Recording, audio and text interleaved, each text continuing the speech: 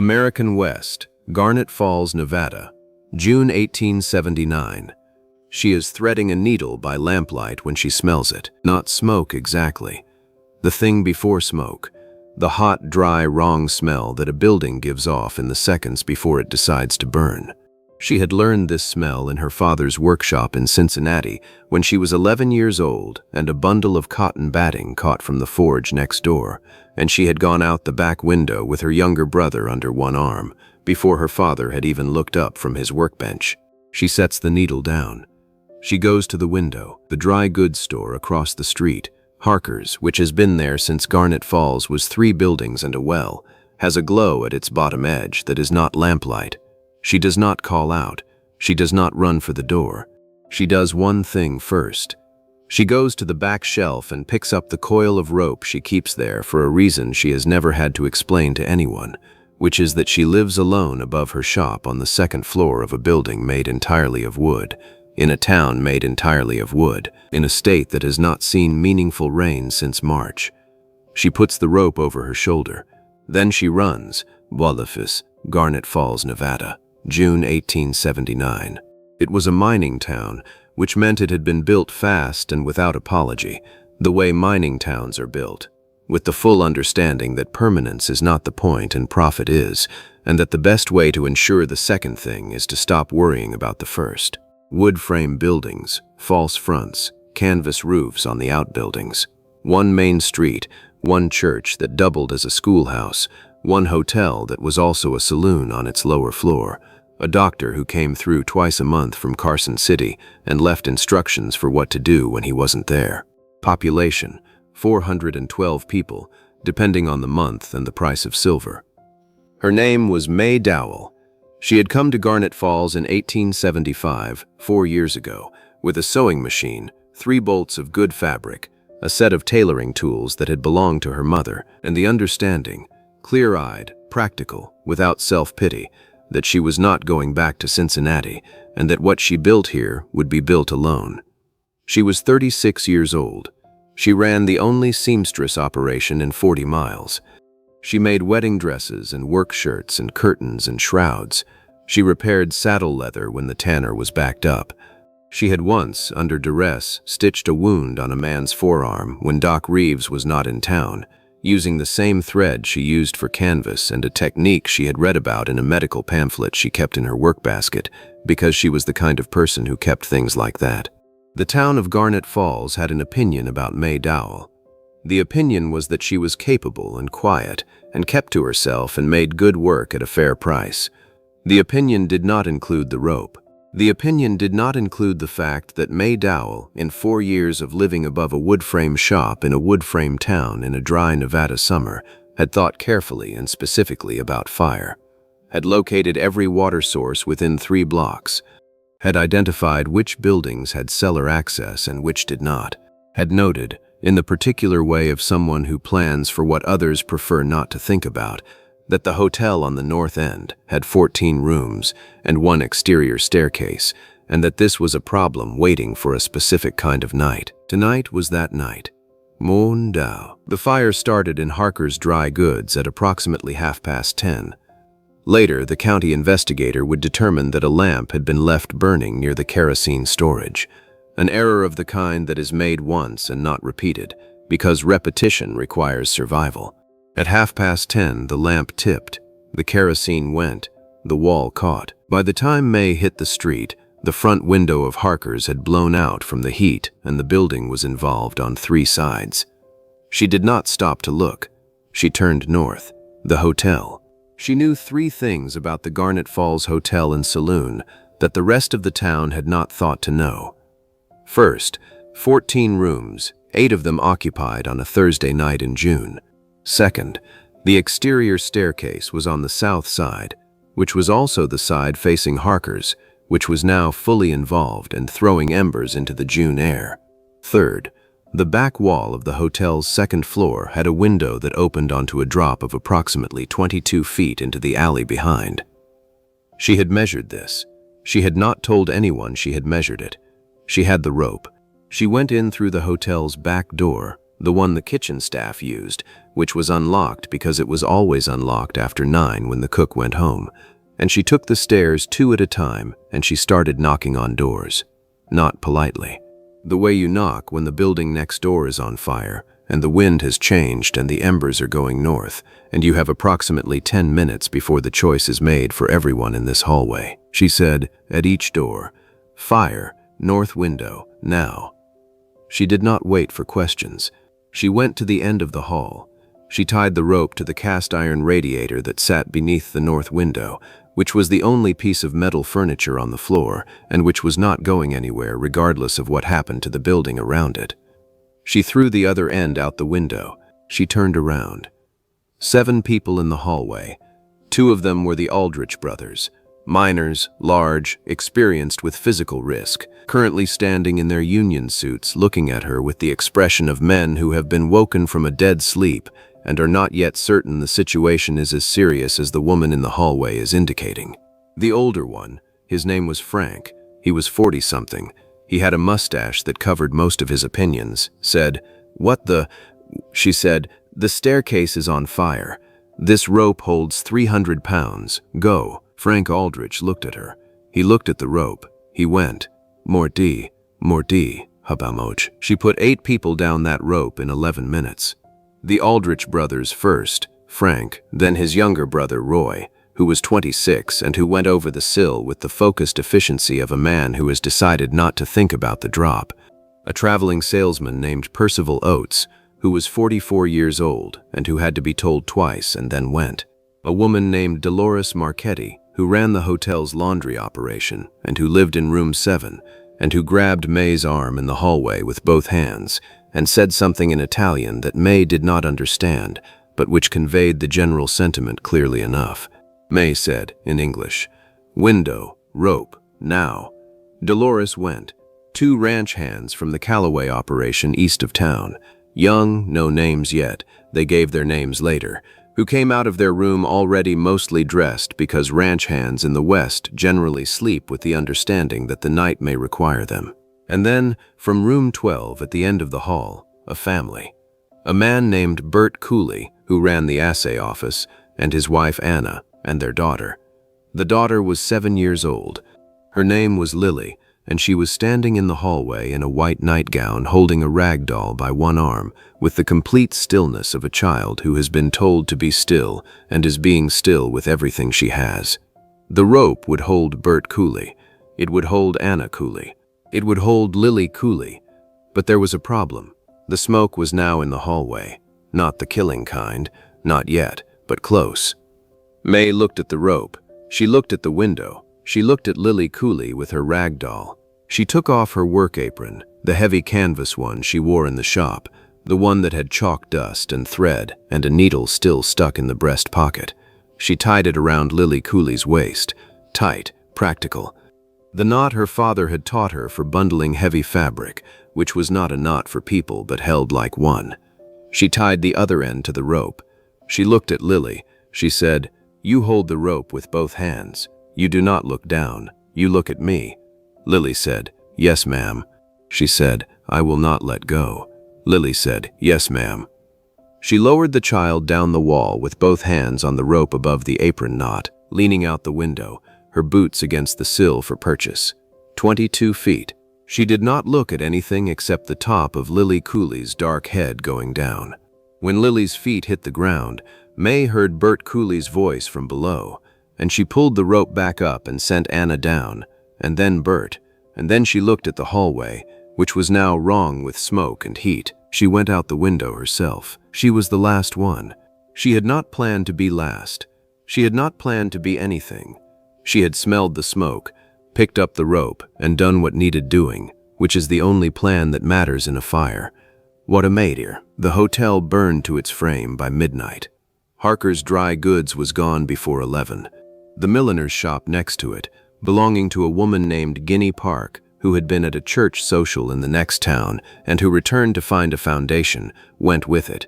The wind shifted at 11:45, and the fire went east instead of north, which saved the livery stable and the church and probably 40 more lives, though no one could say so with certainty. 8 people came down that rope. No one died in the hotel. This fact settled into Garnet Falls over the course of the next week, the way large facts settle into small towns, not all at once, not dramatically, but gradually, in the way that people talk about things at the water pump and the feed store and across back fences, and the story accumulates detail, and the detail accumulates meaning. Mae did not participate in the accumulation. She had lost her shop. The building she occupied had not burned. The fire went east before it reached her, but the smoke damage was significant, and 2 of her front windows had cracked from the heat. She spent the first 3 days cleaning. Dolores Marchetti appeared on the morning of the second day with a bucket and a mop and did not ask. Mae said, "You don't have to." Dolores said something in Italian. Mae had come to understand, over the 4 years they had been neighbors, that the particular cadence of this response meant, "I know I don't have to. Shut up and hand me the mop." She handed her the mop. Frank Aldrich appeared on the afternoon of the 3rd day with his brother Roy and 2 other men Mae did not know, and without preamble began repairing the cracked windows. He brought the glass. He brought the putty. He did not ask if this was convenient. Mae stood in her doorway and watched him work. She said, "You didn't..." Frank said, "Window was cracked." She looked at him. He did not look at her. He kept working. She went back inside. The town doctor, not Doc Reeves, who was still in Carson City. The man who served in his absence, a retired Army surgeon named Clement Walsh, who was 63 years old and who had a manner that Mae found brisk and useful, appeared on the 4th day. He did not come about the windows. He sat down at her workbench, which she had cleared of debris, and he said, without introduction, "You tied an apron knot around that child." Mae said, "The rope needed a connection point." Walsh said, "Where did you learn to tie it?" Mae said, "My father." Walsh said, "What did your father do?" Mae said, "He was a tailor." Walsh looked at her. He said, "You used a tailor's bundle knot on a 7-year-old child, hanging from a rope, 22 feet up." Mae said, "It held." He said, "It held because you tied it correctly." She said, "I know." He said, "Most people wouldn't have known how." She said, "Most people aren't tailors' daughters." He was quiet for a moment. He said, "The staircase was gone by the time the Cooley family got out." She said, "I know. I could see it from the window." He said, "If you hadn't gone through that back door when you did." She said, "I know." He said, "How did you know about the back door?" She said, "I notice things." He said, "Most people don't notice the hotel's kitchen entrance." She said, "I'm not most people."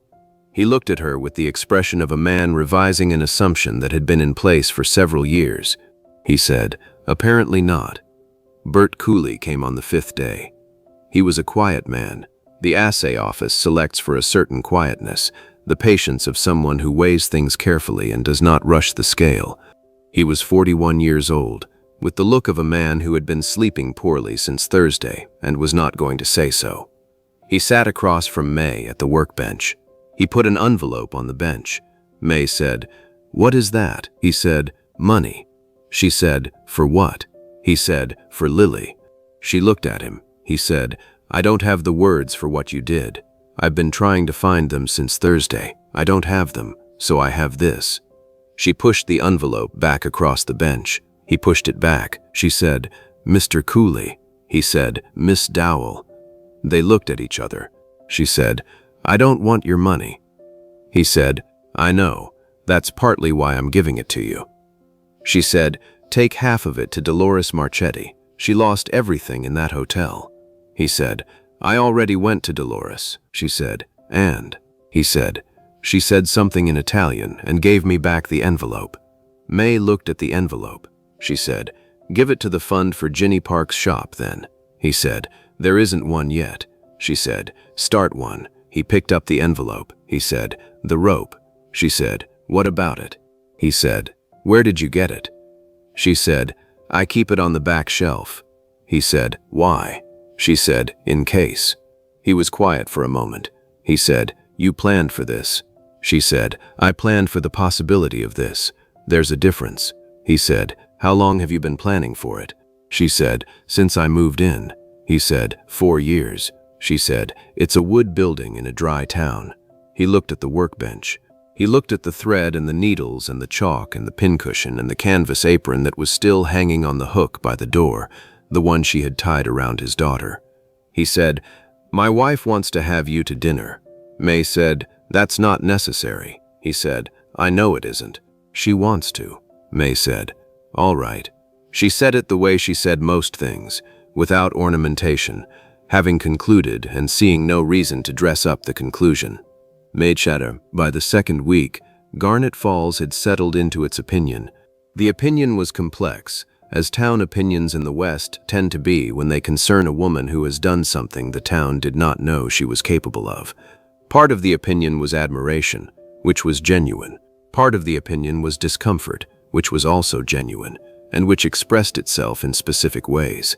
At the feed store, a man named Horace Grimm, who ran the freight operation and who had appointed himself over the years the primary authority on how things were and how they should remain, said to 3 other men over a Saturday morning coffee that it was fortunate Mae Dowell had happened to be awake and happened to have a rope and happened to think of the hotel, but that it was the kind of thing that was not likely to happen again, and that the town probably needed to think about a proper fire brigade rather than relying on luck.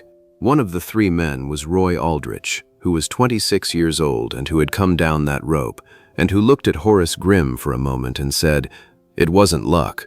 Horace said, what was it then? Roy said, she measured that window. She knew the rope would reach. Horace said, how do you know that? Roy said, because the rope was exactly the right length. A silence. Horace said, well, that's not luck. He drank his coffee. He left.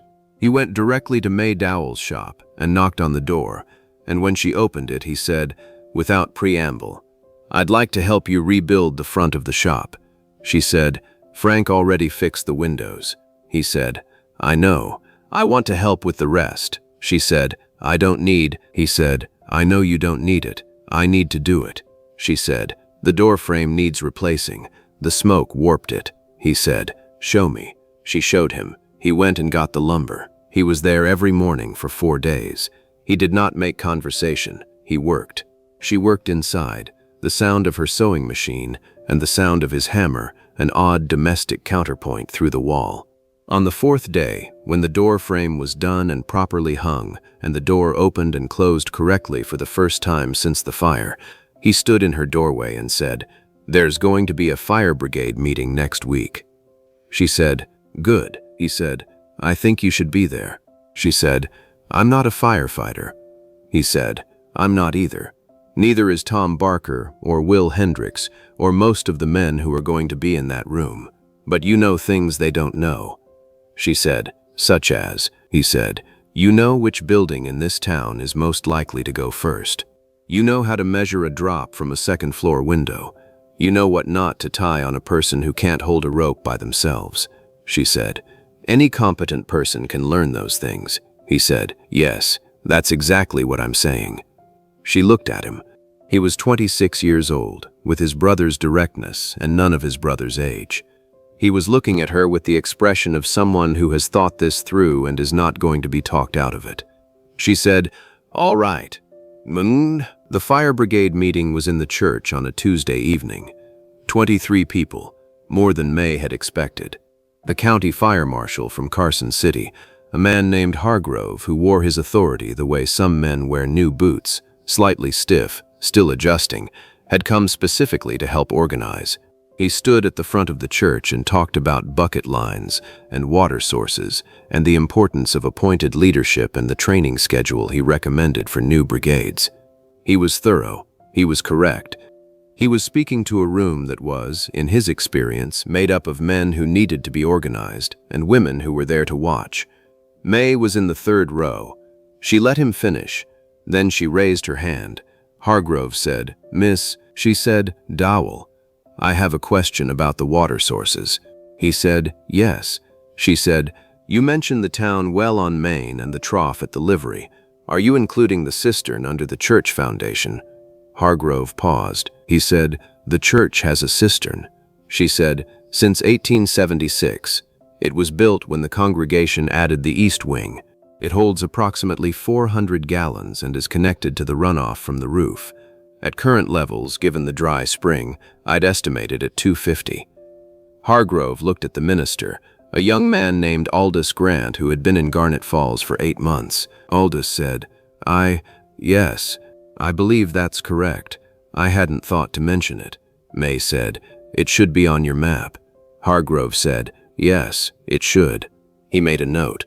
Roy Aldrich from the back row was not smiling. He was doing the thing that young men do when they have been proven exactly right and are trying not to make an event of it. The meeting continued. Mae raised her hand twice more. Once about the ladder situation. The town had 2, one of which had a cracked rung she had noticed in March, and once about the building on the northeast corner, which she had identified as the highest risk structure in 3 blocks due to its position relative to the prevailing summer wind and its proximity to the freight warehouse. Hargrove wrote down everything she said. At the end of the meeting, he came to her. He said, "How long have you been in Garnet Falls?" She said, 4 years. He said, "And you mapped the water sources?" She said, "I thought it was useful information." He said, "It is." He paused. "I have never in 14 years of organizing fire brigades in Nevada mining towns had someone tell me about a church cistern in the first 10 minutes. She said, "Then the church cistern has probably saved you a great deal of trouble over the years without your knowing it." He looked at her. He said, "Miss Dowell, I would like to offer you a formal appointment." She said, "As what?" He said, "Fire brigade assessor. It's a new position. I've never created it before, but I am creating it now, for this town, because you are here and you know things that will keep people alive." A silence. She said, "I'm a seamstress." He said, "You're a seamstress who mapped the water sources of this town and tied a tailor's knot around a 7-year-old girl and got her down 22 feet of rope in the dark." She said, "Anyone could have." He said, "No, anyone did not. You did." From somewhere near the door, without turning around, Roy Aldrich said, "She also knew which door was unlocked." A few people laughed, the quiet, genuine kind. Hargrove was looking at Mae. She was looking at the window. She said, "The position should come with authority, not just assessment. If I identify a risk, I need someone to act on it." Hargrove said, "I'll give you a written commission, countersigned by the county." She said, "And the ladder with the cracked rung needs to be replaced before the next dry month." He said, "Agreed." She said, "All right." She said it without ceremony, the same way she said most things, having concluded and seeing no reason to delay the conclusion. Garnet Falls Fire Brigade held its first official drill in August of 1879. Mae ran the assessment section. She did this in her seamstress's apron, which she wore because it had deep pockets and she needed pockets for the measuring tape and the notebook and the chalk she used to mark load-bearing points on building walls when she walked them with the new brigade members. Nobody commented on the apron. Frank Aldrich, who was 40-something and had a mustache that covered most of his opinions, joined the brigade and was assigned to the bucket line team. He was good at it. He was also, as it turned out, good at listening to Mae Dowell's assessments, which he did with the same focused attention he gave to ground conditions before a mine shift, as professional information, worth having, that would keep him alive. Dolores Marchetti did not join the brigade. She rebuilt the hotel with her own money and a loan from Bert Cooley, who insisted the loan terms were very favorable, and she installed a proper iron fire escape on the south wall, the right side, away from the prevailing wind, and a second one on the north, which Mae had specifically requested and which Dolores had agreed to without discussion. Doc Reeves, when he returned from Carson City and heard the full account, came to Mae's shop and sat down and said, "The suture knot." Mae said, "What about it?" He said, "The bundle knot. The one you used on the child. I've been trying to teach that same knot to the men on my emergency list for 3 years. Nobody gets it right." She said, "It's a tailor's knot." He said, "I know. Could you teach it?" She said, "To who?" He said, "To everyone I put on my list." She said, "That's not my job." He said, "I know. I'm asking you to do it anyway." She said, "Add it to the brigade training." He said, "Done." The knot became part of the Garnet Falls Fire Brigade training curriculum in September of 1879. It was referred to in the written materials as the Dowell knot. Mae had not asked for this. She had not agreed to it either. By the time she found out it had been named, the materials were already printed. She said nothing about it. She had, in her 4 years in Garnet Falls, learned that some arguments were worth having and some were not. The name of a knot in a training manual was not worth arguing about. What mattered was that the knot was in the manual. Ginny Park rebuilt her milliner's shop in the fall of 1879, partially with funds from the collection Bert Cooley organized, and partially through the decision by 12 women in Garnet Falls to prepay their orders through the winter, which was the kind of support that did not announce itself but which kept a business solvent through the hard months. Mae organized this. She did not announce that she organized it. She sent 12 notes. 12 women responded. The math worked out. Bert Cooley found out about it a year later, by accident. He told his wife Anna. Anna told Dolores.